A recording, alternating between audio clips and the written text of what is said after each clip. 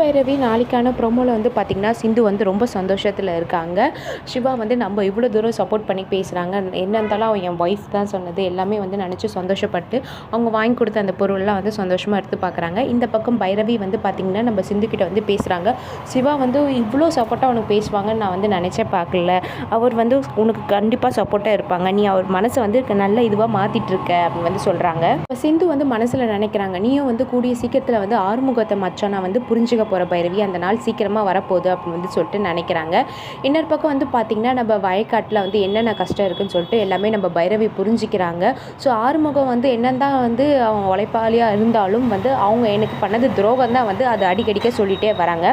இருந்தாலும் வந்து பார்த்திங்கன்னா நம்ம கூடிய விரைவில் வந்து ஆறுமுகத்தை வந்து நம்ம பைரவி ஏற்றுக்க போகிறாங்க. சஞ்சயோட உண்மையான முகம் வந்து தெரிய போகுது. நம்ம சஞ்சய் வீட்டுக்கு வந்து பார்த்திங்கன்னா நம்ம பைரவி போகிறாங்க. அங்கே வந்து பார்த்திங்கன்னா சஞ்சய் குளிக்க போகும்போது இவங்களோட அதாவது சஞ்சயோட ஃபோனில் வந்து பைரவியோட ஃபோட்டோஸ் எல்லாம் எல்லாமே பார்த்துடுறாங்க வால்பேப்பரில்.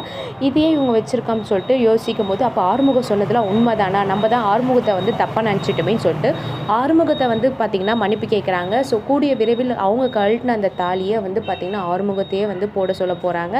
ஸோ அது வெயிட் பண்ணி பார்க்கலாம். தேங்க்யூ.